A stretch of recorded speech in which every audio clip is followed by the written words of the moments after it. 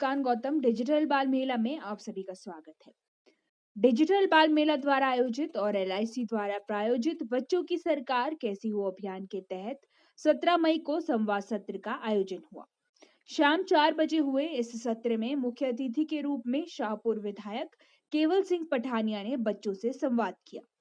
युवा राजनीति में सफलता एवं चुनौतियां विषय पर हुए इस सत्र में 200 से भी ज्यादा बच्चों ने भाग लिया और युवा राजनीति से जुड़े अपने सवाल पूछे।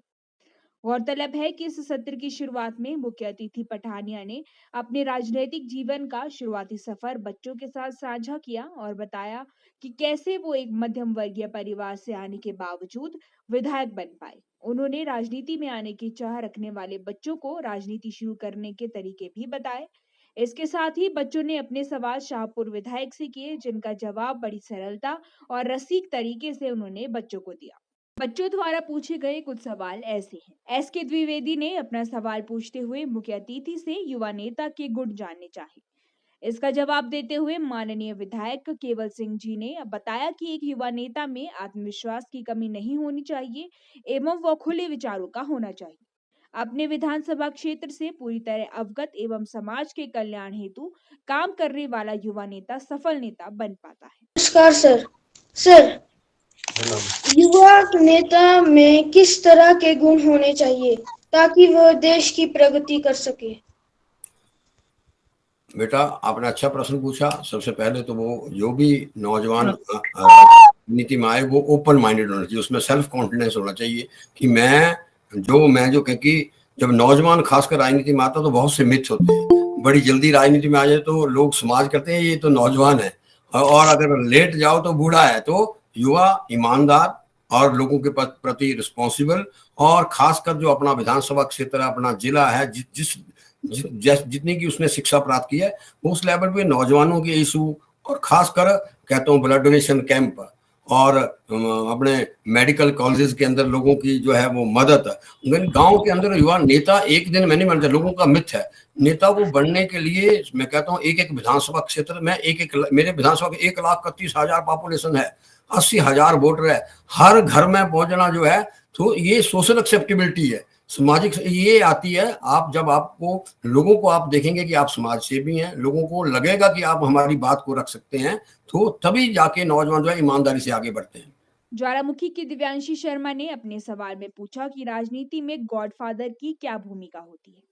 इसके जवाब में अतिथि ने बताया कि राजनीति में गॉडफादर नहीं, मेहनत प्रबल है। आप अगर जनता की सेवा करेंगे तो आप खुद ब खुद सफल हो जाएंगे। नमस्ते सर, मैं दिव्यांशी शर्मा ज्वालामुखी की 8वीं कक्षा की छात्रा हूँ। सर, हमारे आजकल की युवा पीढ़ी लंबे संघर्ष के बाद ही अगर युवा राजनीति में सफल नहीं हो पाती है तो उनके पास किस क्षेत्र में जाने का विकल्प बचता है। सर कहते हैं कि राजनीतिक लिखने के लिए किसी गॉड फादर की जरूरत पड़ती है, तो क्या आपके जीवन को सफल करने के लिए कोई गॉड फादर रहा है?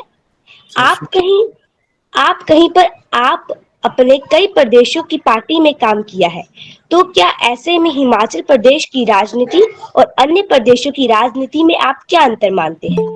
अब मैं आपको बताऊं कि ये गॉड फादर नहीं, मेहनत की जरूरत होती है।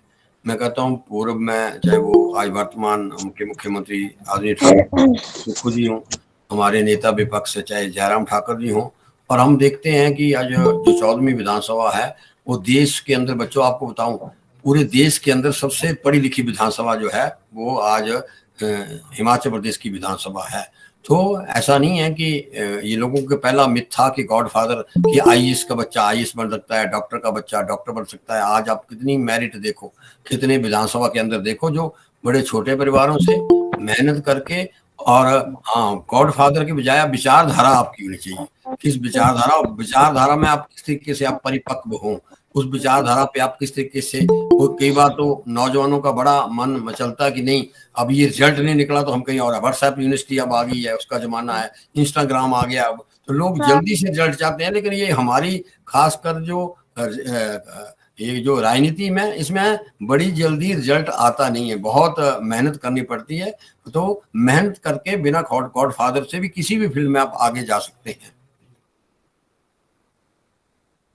सर मेरा आपसे एक और प्रश्न था कि आपने इतने साल कि आपने कहीं पर कई प्रदेशों में एक पार्टी के काम किए हैं, तो आपको को क्या लगता है कि हिमाचल प्रदेश की राजनीति और अन्य प्रदेशों की राजनीति में क्या अंतर है? हाँ बेटे, हिमाचल प्रदेश की राजनीति जो है, मैं कहता हूँ देश के अंदर सबसे बड़ी यहाँ जो है नौजवान, महिला और खासकर हमारा जो कर्मचारी है वो बड़ा रिस्पॉन्सिबल है।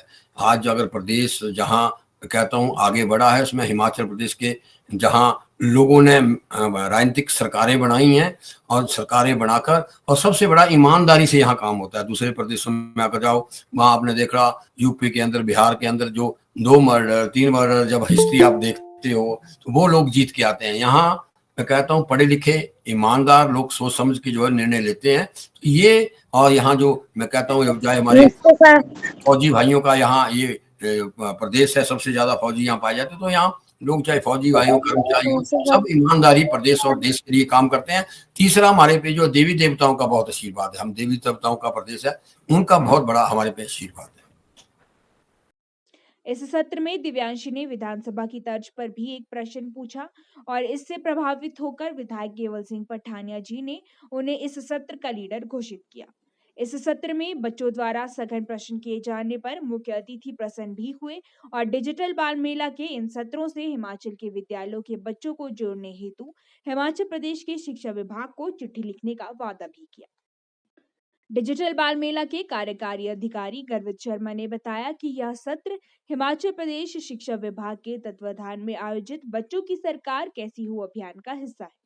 इन सत्रों में रोज हजारों की संख्या में हिमाचल प्रदेश विधानसभा बाल सत्र के दावेदार जुड़ रहे हैं और नेता, राजनेता एवं अन्य क्षेत्रों के दिग्गजों से संवाद कर रहे हैं। उन्होंने ये भी बताया कि इस अभियान के अंतर्गत ही 12 जून को हिमाचल प्रदेश विधानसभा बाल सत्र का आयोजन किया जाएगा।